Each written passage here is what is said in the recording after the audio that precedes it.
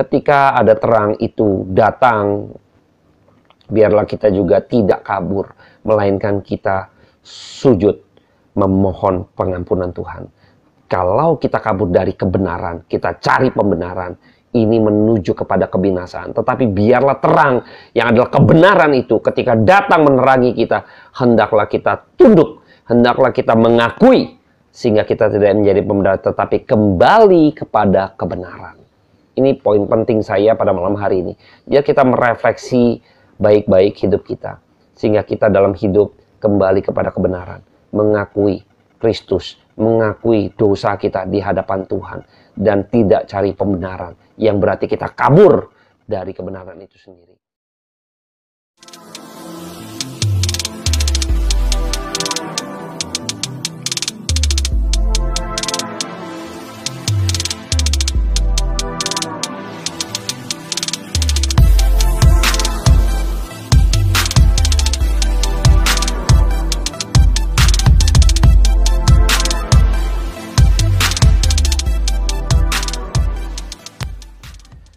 Shalom teman-teman dan rekan-rekan sekalian, pada malam hari ini kembali saya menyapa kita semua. Di malam hari ini kita bersyukur juga sampai dengan saat ini kita masih dipertemukan oleh kebenaran firman Tuhan. Dan pada malam hari ini saya akan membahas kelanjutan perjalanan Tuhan Yesus ketika dia berjumpa dengan perempuan berzina gitu ya. Lalu dia terus berdebat kembali dengan orang-orang Farisi, kelompok-kelompok Farisi lainnya gitu ya. Ketika Tuhan Yesus berada di dalam kesaksiannya gitu ya. Dan saya pada malam hari ini akan melanjutkan perihal demikian gitu ya, perjalanan Tuhan Yesus di dalam kitab Yohanes gitu ya. Sebelum kita mulai, saya seruput dulu kopinya gitu ya. Teman-teman bikin kopi di rumah saja. Saya mulai dulu dengan seruput kopi latte saya.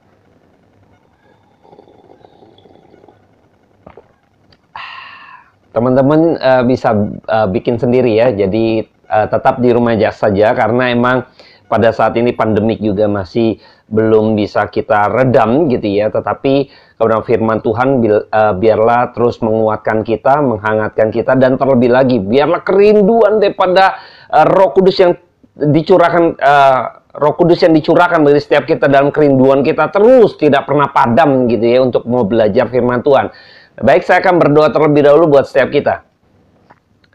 Bapa di dalam surga, terima kasih buat kasih karunia daripada Tuhan. Pada malam hari ini kembali kami boleh mendapat kemurahan daripada Tuhan untuk mendengar kebenaran firman Tuhan. Hamba-Mu terbatas, dan biarlah kuasa daripada Roh Kudus-Mu yang tak terbatas ruang dan waktu memberikan kerinduan bagi kami yang begitu antusias, semangat untuk mau belajar firman Tuhan sebagai kaum awam, menjadi bagian pokok penting bagi kami untuk kami boleh tertanam di dalam kebenaran firman Tuhan sehingga tidak mudah disesatkan. Berikan kami pertumbuhan yang daripada kuasa-Mu saja ya Bapa. Di dalam nama Tuhan Yesus Kristus, pimpin waktu ke depan. Haleluya. Amin. Baik, saya akan bacakan di dalam Yohanes 8 ayat yang ke-12 sampai ayatnya yang ke-20. Ya, satu perikop mengenai Yesus adalah terang dunia. Saya akan bacakan buat setiap kita. Maka Yesus berkata pula kepada orang banyak, katanya, "Akulah terang dunia. Barang siapa mengikut aku, ia tidak akan berjalan dalam kegelapan, melainkan ia akan mempunyai terang hidup." Kata orang-orang Farisi kepadanya, "Engkau bersaksi tentang dirimu, kesaksianmu tidak benar." Jawab Yesus kepada mereka, katanya, "Biarpun aku bersaksi tentang diriku sendiri, namun kesaksianku itu benar, sebab aku tahu dari mana aku datang dan kemana aku pergi. Tetapi kamu tidak tahu dari mana aku datang dan kemana aku pergi. Kamu menghakimi menurut ukuran manusia, aku tidak menghakimi seorang pun. Dan jikalau aku menghakimi, maka penghakimanku itu benar, sebab aku tidak seorang diri, tetapi aku bersama dengan Dia yang mengutus aku. Dan di dalam kitab Tauratmu ada tertulis bahwa kesaksian dua orang adalah sah. Akulah yang bersaksi tentang diriku sendiri, dan juga Bapa yang mengutus aku bersaksi tentang aku. Maka kata mereka kepadanya, "Di manakah Bapamu?" Jawab Yesus, "Baik aku maupun Bapakku tidak kamu kenal. Jikalau sekiranya kamu mengenal aku, kamu mengenal juga Bapakku." Kata-kata itu dikatakan Yesus dekat perbendaharaan waktu ia mengajar di dalam bait Allah. Dan tidak seorang pun yang menangkap dia karena saatnya belum tiba. Dan saya akan coba melihat ya, ini ada hal-hal menarik coba untuk kita coba bahas, dan mungkin kalau waktunya tidak memungkinkan saya akan lanjutkan di konten berikutnya gitu ya. Jadi ini perjalanan yang menarik juga cukup panjang gitu ya. Kemarin kita bahas mengenai perempuan berzina pun hampir 1 jam gitu ya kita bahas gitu ya. Coba bagian ini coba kita coba bahas ya. Perhatikan di ayat ke-12 ketika Tuhan Yesus bersaksi ya. Terus juga nanti berkaitannya ntar ada bersaksi, terus nanti bicara penghakiman gitu ya, menghakimi, hal menghakimi. Lalu nanti kembali lagi untuk Kristus bagian daripada Allah dan Anak yang diutus dengan yang mengutus gitu ya, hubungan ini ya. Jadi ada serangkaian hal yang demikian yang coba kita pelan-pelan pelajari. Bersaksi mengenai apa? Nah, hari ini kita coba bahas Kristus bersaksi mengenai terang dunia. Saya kutip ya, apa yang menjadi kesaksian Kristus gitu ya, lalu diperdebatkan lah kira-kira gitu oleh kelompok Farisi lainnya gitu yang kemarin sebelumnya sudah kita bahas, yang perempuan berzina di sidang lalu perlahan dari yang tertua mereka meninggalkan gitu ya. Sekarang ketika Tuhan Yesus bersaksi mengenai terang dunia pun dipermasalahkan ya. Ayat 12, Tuhan Yesus berkata, "Akulah terang dunia," ya. Terang dunia, lalu nanti di akhir dia mengatakan terang hidup. Barang siapa mengikuti aku, ia tidak akan berjalan dalam kegelapan, melainkan ia akan mempunyai terang hidup. Dari terang dunia lalu terang hidup. Ya, terang dunia, terang hidup. Nah, terang dunia ini bicara bahwa Kristus adalah Tuhan, nanti dia yang akan datang, dia akan menerangi seluruhnya. Jadi kegelapan itu tidak mampu bersembunyi, ya. Tidak ada siapapun gitu kan, oknum manapun gitu ya, di bawah kolong langit ini tidak satu manusia pun nantinya dapat bersembunyi, karena tempat persembunyian nanti akan terungkap semua. Karena di dalam dia adalah terang dunia, dia akan membongkar semua. Tidak ada satupun yang tersembunyi di hadapan Tuhan. Ya, ini bicara terang dunia.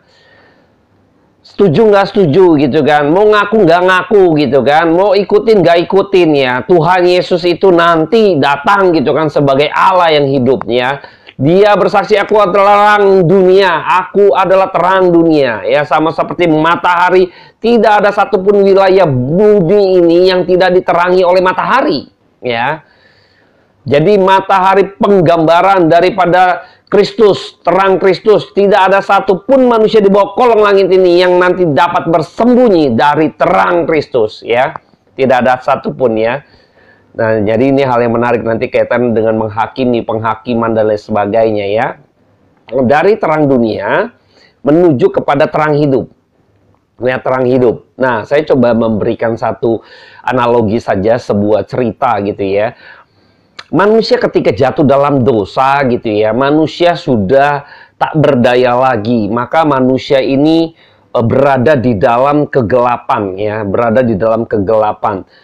Manusia yang berdosa sama seperti kita berada di tengah-tengah hutan yang begitu gelap, dan kita tidak tahu arah, dan kita tidak tahu di mana jalan keluarnya. Jadi kita meraba-raba saja, takut jatuh gitu ya. Jadi kita sama sekali tidak bisa melihat apapun gitu kan di dalam kegelapan gitu ya. Kita membuka mata kita pun tidak bisa lihat apapun. Betapa ketakutan itu, betapa mengerikan di dalam kehidupan yang demikian ya. Kalau kita sadar bahwa manusia berdosa, di dalam posisi demikian kita dalam orang-orang yang terancam. Kita tidak bisa melihat, lalu kita tidak tahu bahwa di depan sana itu jurang atau tidak. Di depan kita ini ada ranjau atau tidak gitu kan. Lalu kita coba meraba-raba, kita pikir, wah ini kayaknya sepertinya goa, wah saya akan bersembunyi di sini, lalu kita coba masuk gitu kan. Nggak taunya itu adalah lubang atau sarangnya singa gitu kan. Itu tempat goanya singa gitu, di mana para singa bersembunyi. Celakalah kita gitu ya. Jadi manusia itu pada posisi, manusia berdosa pada posisi yang benar-benar binasa ya. Mau lari kemanapun engkau akan binasa, engkau jadi mangsa gitu ya. Ketika engkau meraba-raba, wah ini mungkin air cetek, air dangkal, maka di sini adalah tempat yang paling ideal, maka saya ada kehidupan air, maka saya tidak kekurangan, di sini juga banyak rumput gitu ya. Nggak taunya itu adalah rawa di mana para buaya ngetem di sana gitu, pas di mana para buaya ngetem gitu ya, kayak mikrolet ya. Di mana para buaya gitu kan, itu tinggal di sana, itu lingkungan para buaya misalnya. Waduh, celaka kita ya. Nggak ada yang aman di dalam dunia ini gitu ya. Karena manusia sudah berdosa, maka dunia ini mengerikan sekali gitu ya. Mengerikan sekali ya. Mungkin kelihatannya, wah dunia banyak lampu, terang gitu kan. Apalagi perkotaan gitu kan. Wah, lampu diskotik apalagi gitu kan. Gelap-gelap asoy gitu ya. Jadi banyak hal yang akhirnya dunia tawarkan bahwa ini kenikmatan gitu ya. Padahal ini adalah sesuatu yang sangat mengerikan ya. Manusia yang berdosa berada di tengah-tengah wilayah gitu kan, di tengah-tengah dunia ini kita manusia berdosa ini menjadi sasaran gitu kan. Tidak ada dari kita yang tidak terancam gitu ya. Kita menjadi pribadi-pribadi yang terancam setiap saat, setiap waktu ya, sama seperti mangsa gitu ya. Waduh, ini mengerikan sekali ya. Bayangkan ya, ini dunia yang gelap. Maka Tuhan bilang, akulah terang dunia. Dia datang ke dalam dunia. Nah ya, dia datang ke dalam dunia karena dia adalah sang terang itu. Dia dari kekekalan. Dia datang ke dalam dunia yang gelap. Nah, terang dunia. Pada waktu Yesus lahir, dia sebagai terang gitu ya, yang menerangi kita sebagai pribadi gitu kan. Betapa bersyukurnya kita ya, manusia berdosa. Ketika seorang anak di dalam sebuah hutan, lalu ayahnya lapor kepada polisi, ini scene film gitu ya. Lalu polisi itu datang mencari anak yang hilang karena anaknya nyasar dia main gitu ya. Karena dia di sebuah village, lalu dia main, dia tidak tahu pulang saking dia ingin bermainnya, memburu gitu ya, pakai ketapel gitu ya. Lalu dia tersesat, nggak bisa balik sampai malam. Akhirnya anak itu pun nangis, sedih gitu. Dia bingung, makin jalan makin dalam, makin jalan makin jauh daripada tempat rumahnya gitu ya. Dia nggak tahu jalan pulang. Seketika itu ayahnya memanggil, melapor ke polisi bahwa anaknya hilang di hutan karena sudah malam. Lalu ada seorang polisi dengan senter, membawa senter, lalu mengeluarkan cahaya, dia cari gitu kan, dia terangin semua gitu kan, lain sebagainya untuk mencari anak itu. Ketika anak itu melihat terang, maka anak itu betapa bersukanya anak itu, dia langsung lari, dia cari terang itu gitu kan. Dia mengikuti terang itu gitu kan, yang hilang, lalu dia cari lagi kemana, ke arah mana. Dia menuju arah daripada terang itu. Nah, sama seperti kita. Kita di dalam Tuhan, ketika Tuhan datang gitu ya, kita bersyukur sebagai pribadi yang akhirnya mendapati terang.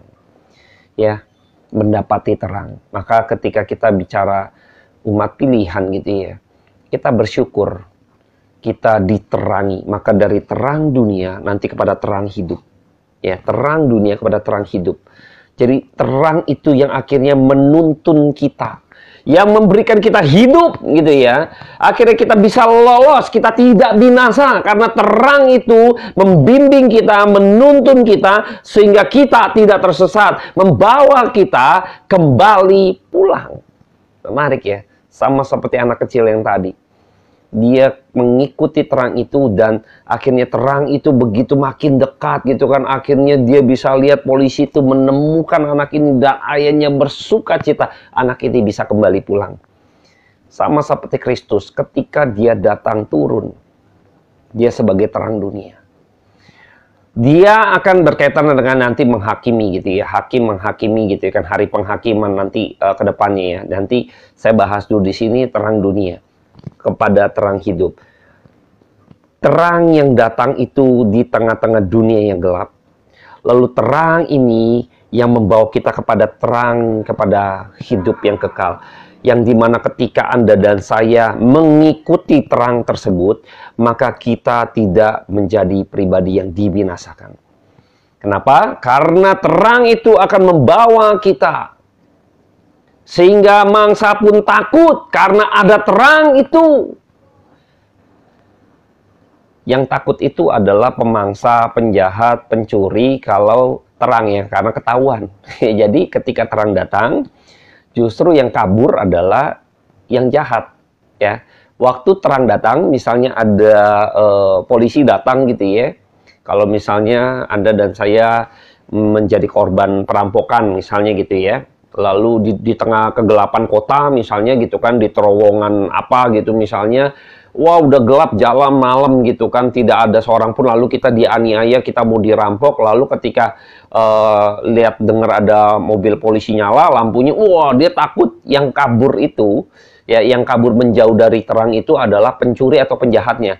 Tapi kita sebagai korban, pasti kita akan datang kepada terang itu. Kenapa? Karena terang itu yang akan menyelamatkan kita gitu ya. Nah, ini seperti itu ya. Jadi, saya melihat bahwa yang kabur itu gitu ya, itu adalah si jahat ya.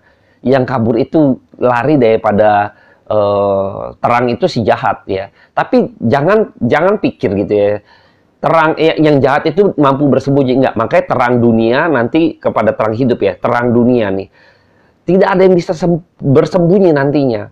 Ingat pada waktu Adam dan Hawa jatuh gitu ya. Ketika itu Allah Bapa, oknum pertama, datang di tengah-tengah Taman Eden dengan hari yang sejuk. Lalu lihat, Adam dan Hawa bersembunyi ya. Jangan pikir gitu ya, setelah melakukan kejahatan lalu bisa bersembunyi dan Tuhan tidak tahu ya. Makanya Tuhan Yesus mengatakan terang dunia. Tidak ada satupun yang tersembunyi nantinya ya. Nah, ketika Tuhan Allah datang gitu ya, Adam dan Hawa bersembunyi pun gitu kan, tahu kesalahannya nggak bisa ditutupin, tahu keberdosaannya, tahu pemberontakannya. Nah, itu dia ya. Maka kita mesti takut dan gentar. Kita benar-benar sungguh-sungguh di hadapan Tuhan. Karena tidak ada satupun yang tersembunyi di hadapan Allah. Kita akan dibuka gitu kan. Tuhan mengetahui segala apa yang kita kerjakan. Kemunafikan kah, misalnya kepalsuan apa. Tuhan tahu nantinya. Orang motivasi yang buruk pun tahu gitu ya. Nggak ada yang bisa bohong-bohongi. Maka kalau kita benar-benar sekarang sungguh-sungguh, kita harus takut akan Tuhan. Minta ampun sama Tuhan. Karena tidak ada yang tersembunyi. Hati-hati ya. Terang dunia. Dia terang dunia. Maka kita yang sudah mendapat datang kepada terang itu, kita tahu bahwa tidak ada satupun yang tersembunyi. Maka kita datang tersungguh di hadapan Tuhan. Supaya kita tidak binasa. Supaya kita tidak kabur dari terang itu. Sama seperti iblis. Sama seperti si jahat. Yang kabur justru menuju kepada kebinasaan nantinya. Dia pikir dia bisa selamat dari penghakiman yang nantinya Tuhan akan adakan. Nah, ini nanti kaitannya dengan penghakiman. Nah, saya melihat bahwa ada satu bagian yang cukup menarik yang harus kita pikirkan ya. Terang dunia, terang yang membawa kepada hidup.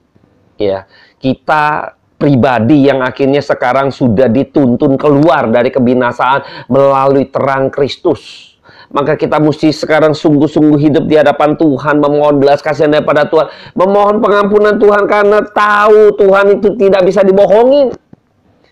Karena tahu apa yang kita lakukan mungkin yang tidak berkenan, Tuhan tahu. Yang mungkin orang lain tidak tahu. Jikalau ada, maka kita harus takut akan Tuhan. Jikalau ada keberdosaan kita, kita mengaku di hadapan Tuhan, mohon ampun nama Tuhan sungguh-sungguh. Mohon ampun nama Tuhan sungguh-sungguh. Karena dia adalah terang hidup. Tidak ada satupun yang tersembunyi di hadapan Tuhan. Maka ketika kita mengakui dosa kita, nah terang itu membersihkan kita. Terang itu membawa kita kepada kehidupan yang kekal. Supaya kita tidak binasa. Supaya kita tidak dihukum oleh dunia. Kita datang tersungguh di bawah kaki Tuhan. Justru karena Tuhan datang gitu ya. Nanti kita lihat ya. Aku tidak menghakimi. Dia datang bukan untuk menghakimi. Nah, nanti ketemu hal-hal yang kayaknya aneh. Tuhan itu kan hakim gitu ya. Nanti dia akan menjadi hakim. Dia akan pengadilan dia. Semua akan dihakimi oleh dia. Tapi sekarang dia datang bukan untuk menghakimi. Yesus datang bukan untuk menghakimi. Ya, Yesus datang untuk menyelamatkan. Itulah terang hidup. Terang hidup. Maka Yesus datang bukan untuk menghakimi. Maka ketika kita sama seperti perempuan berzina yang lalu sudah kita bahas, ini kita sebenarnya adalah orang-orang penjina rohani. Kita adalah orang-orang yang manusia berdosa gitu ya. Kita minta ampun di hadapan Tuhan. Nah, Tuhan datang mengampuni kita. Sama seperti pada perkataan Tuhan Yesus kepada perempuan berzina ya. Saya kutip lagi yang lalu di dalam Yohanes 8. ayatnya 10 dan 11. Lalu Yesus bangkit berdiri dan berkata kepada perempuan itu, "Hai perempuan, di manakah mereka? Tidak adakah seorang yang menghukum engkau?" Jawabnya, "Tidak ada, Tuhan." Lalu kata Yesus, "Aku pun tidak menghukum engkau. Pergilah dan janganlah berbuat dosa lagi mulai dari sekarang." Ya, Tuhan tidak menghakimi orang. Tuhan sadar kita ini manusia berdosa. Tuhan juga sadar bahwa kita ini adalah orang-orang yang sekarat. Kita dying ya, kita orang yang sudah mati ya gitu ya. Lumpuh kita ini gitu kan. Tuhan juga sadar. Maka Tuhan datang justru untuk mengobati kita.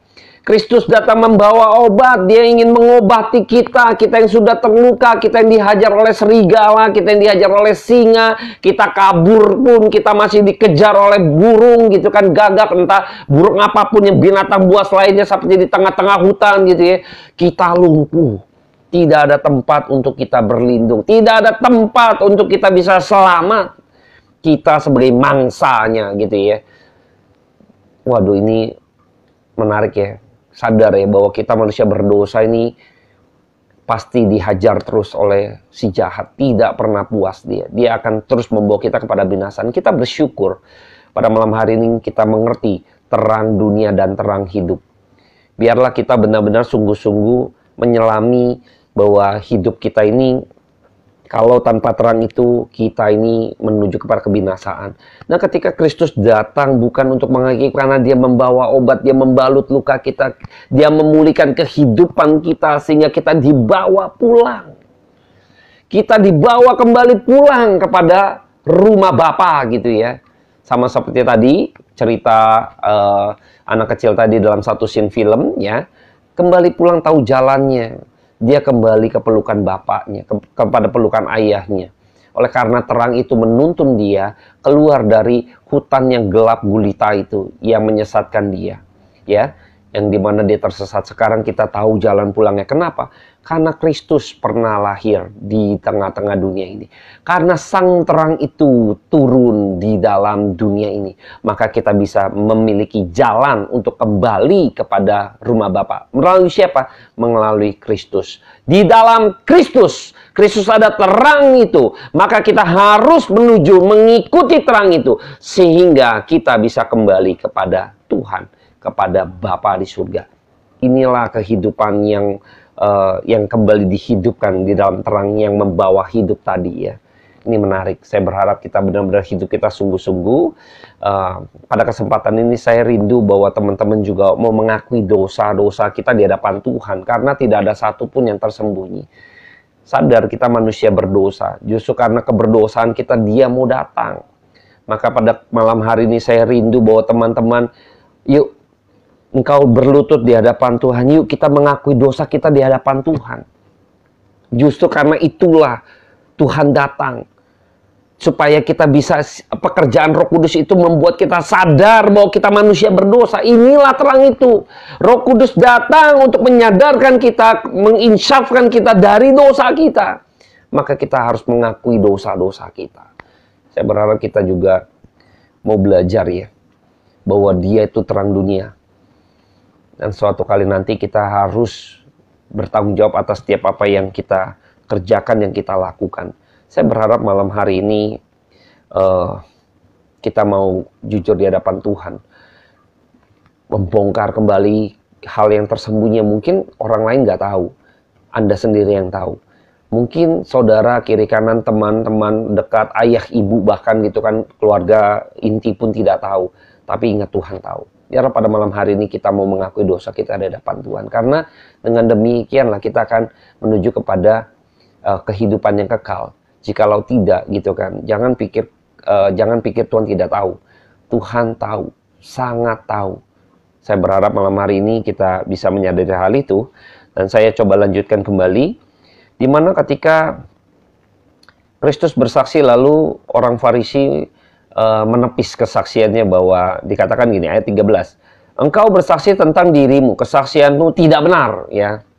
Kesaksiannya nggak benar ya, kamu yang ngomong sendiri ya kan, ya kamu pasti bilang saya orang pintar gitu kan, oh saya benar gitu kan, karena kamu yang ngomong sendiri gitu ya. Jadi nggak mau terima kesaksian Yesus karena kamu ngomong sendiri, dianggapnya nggak afdol. Heran ya, tetapi ketika Yohanes Pembaptis ya bersaksi tentang dirinya, itu diakui. Ya, coba saya kutip saja ya. Di dalam Yohanes 1 ya, Yohanes 1 itu mengenai kesaksian Yohanes tentang dirinya sendiri. Saya akan kutip saja di dalam Injil Yohanes 1 ayatnya yang ke-22. Maka kata mereka, kata ini ya, kata orang-orang beberapa imam gitu ya. Kata mereka kepadanya, siapakah engkau? Yang bertanya kepada Yohanes Pembaptis, sebab kami harus memberi jawaban kepada mereka yang mengutus kami. Apakah katamu tentang dirimu sendiri? Ya, tentang dirimu sendiri. Jawab Yohanes, akulah suara yang berseru-seru di padang gurun, luruskanlah jalan Tuhan, seperti yang telah dikatakan Nabi Yesaya. Ayat 24 saya lanjutkan. Dan di antara orang-orang yang diutus ada beberapa orang-orang Farisi ya, ada orang-orang Farisi ya. Ayat 25, mereka bertanya kepadanya, katanya, mengapa engkau membaptis jikalau engkau bukan Mesias, bukan Elia, dan bukan Nabi yang akan datang? Ayat 26, Yohanes menjawab mereka, katanya, aku membaptis dengan air, tetapi di tengah-tengah kamu berdiri dia yang tidak kamu kenal, yaitu Kristus. Ya, tadi juga Tuhan Yesus bilang ya, kalau engkau mau tahu Bapa, kalau sekiranya engkau kenal aku, engkau kenal Bapa gitu ya. Tapi dia nggak kenal gitu ya. Yaitu dia yang datang kemudian daripadaku, membuka tali kasutnya pun aku tidak layak. Ya, ini membicarakan Yesus. Jadi Yohanes Pembaptis pada waktu dia bersaksi gitu ya, dia mau mendengar kesaksiannya. Orang-orang Farisi ya, beberapa orang di situ ada orang-orang Farisi. Bayangkan ya. Tapi sekarang ketika Kristus bersaksi, kan Yohanes Pembaptis dan juga kitab para nabi gitu ya bersaksi mengenai Mesias ya. Nah, ketika Yohanes Pembaptis juga melanjutkan kembali kesaksiannya, dia bukan Mesias ya. Dia merujuk kepada Kristus. Ya, menuju kepada Kristus. Tapi ketika sekarang Kristus bersaksi, dia itu yang akan datang, dia adalah terang dunia gitu ya. Dia tidak mau terima. Ya, tidak mau terima. Tidak benar kesaksiannya. Nah, ini kadang seringkali ini berkaitannya dengan ini yang menghakimi ya. Kita coba lihat lagi ya. Ayatnya yang ke-15 saya akan bacakan. Kamu menghakimi menurut ukuran manusia, aku tidak menghakimi seorang pun. Dan jikalau aku menghakimi, maka penghakiman itu benar, sebab aku tidak seorang diri, tetapi aku bersama dengan dia yang mengutus aku. Nah, orang Farisi ini menghakimi dengan ukuran manusia. Ukuran manusia, dengan caranya dia, dengan maunya dia, dengan standarnya dia. Mau-maunya dia gitu artinya ya. Mau-maunya dia. Jadi seringkali kita menemukan juga pada banyak orang ya, manusia yang sudah berdosa ketika menghakimi gitu ya, punya standarnya dia sendiri, suka-sukanya dia gitu kan. Manusia tuh begitu, manusia berdosa tuh sukanya begitu. Ini kacau gitu ya, kacau. Bahaya kalau kayak gini ya. Jadi ketika saya melihat bahwa Kristus bersaksi engkau dengan ukuranmu gitu kan nggak sah. Tapi ketika Yohanes Pembaptis bersaksi, engkau mau terima, engkau mau dengar. Tapi giliran Kristus bersaksi tentang dirinya sendiri, atas nama dirinya sendiri, engkau bilang tidak benar. Jadi ukurannya tuh maunya dia, maunya orang-orang Farisi ini gitu ya. Nah, ini kan celaka, bahaya ya. Makanya seringkali manusia berdosa ketika dia menghakimi, dia maunya dia. Jadi apakah ada penghakiman yang benar gitu kan? Tidak ada kebenaran. Karena dia tidak memiliki kebenaran itu sendiri. Sedangkan Kristus memiliki kebenaran itu sendiri. Dia adalah kebenaran itu sendiri. Maka penghakimannya, jikalau Tuhan penghakiman, dia menghakimi, maka penghakiman itu benar. Karena dia ada kebenarannya. Sedangkan manusia berdosa tidak memiliki kebenarannya, tidak memiliki standarnya yang seharusnya, yang sebagaimana mestinya. Maka penghakimannya tentulah bukan penghakiman yang benar. Tentulah bukan pengadilan yang adil. Berbeda dengan Kristus. Dia menjadi hakim karena dia memiliki kebenaran. Dia sendiri adalah kebenaran itu sendiri. Bayangkan, ini baru pengadilan penghakiman yang benar. Seringkali misalnya mentang-mentang kita nih di custom ya, manusia di custom. Wah, saya tidak berjudi ya. Maka orang berjudi, orang merokok gitu ya.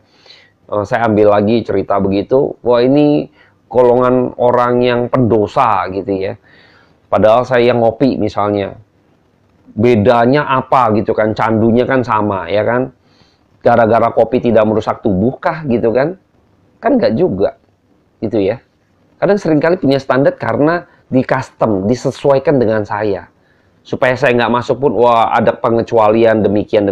Itu mereka bikin hukum sendiri, mereka bikin kebenarannya sendiri. Inilah manusia berdosa. Mereka mencoba melihat ada kitab para nabi pun mereka pilih-pilih. Kalau yang sesuai kita ambil, yang tidak sesuai kita custom.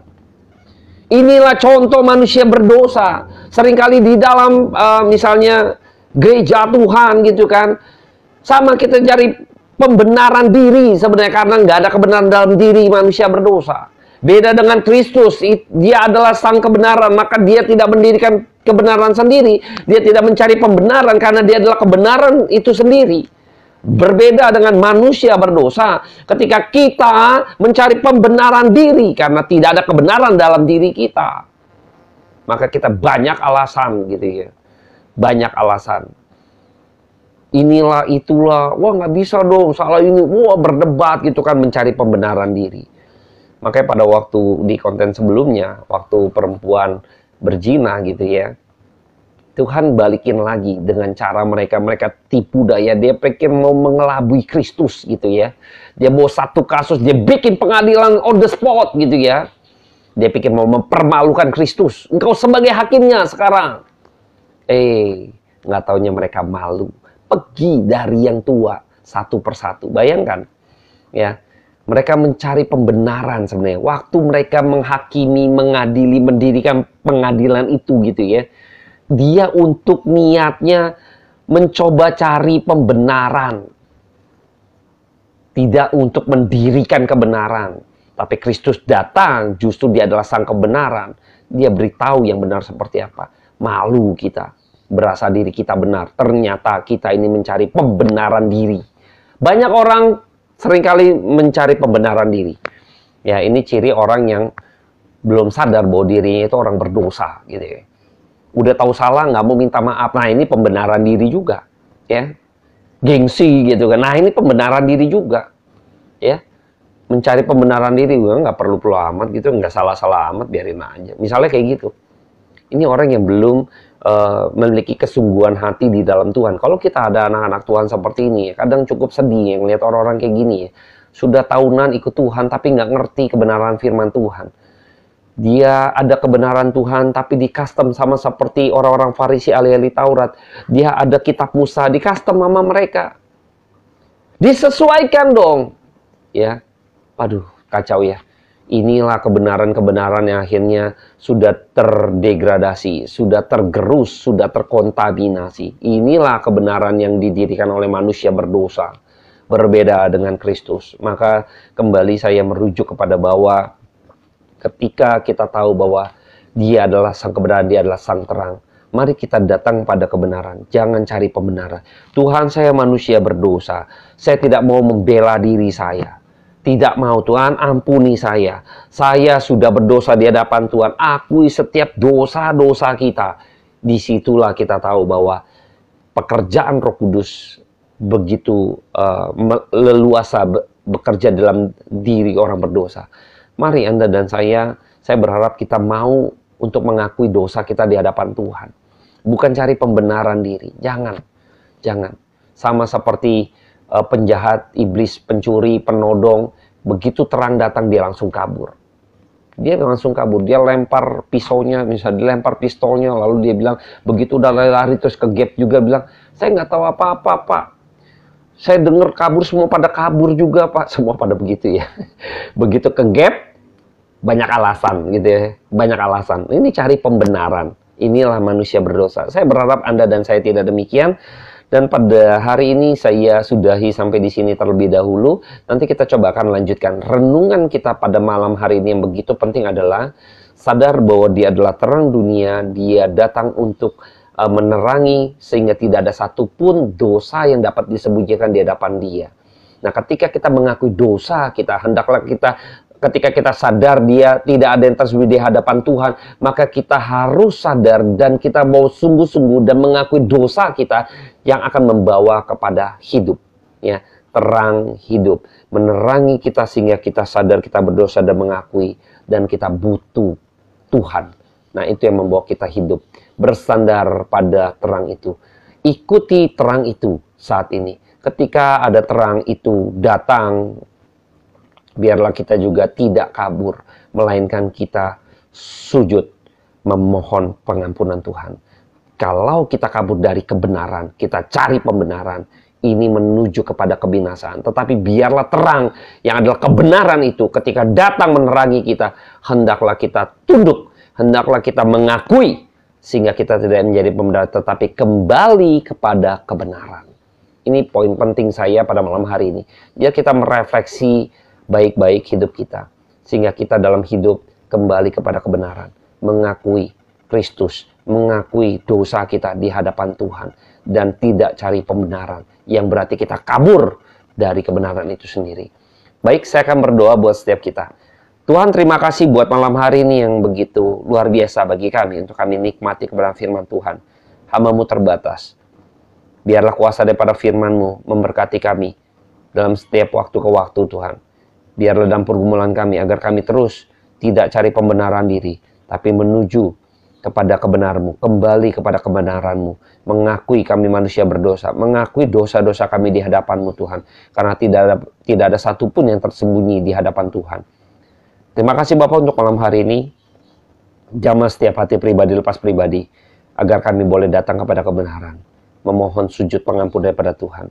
Kasih karunia Allah berdat turun atas setiap kami Bapak. Di dalam nama Tuhan Yesus Kristus kami ucap syukur. Haleluya. Amin. Terima kasih teman-teman. Dan saya tutup dengan menyeruput kembali kopi latte saya. Sampai jumpa.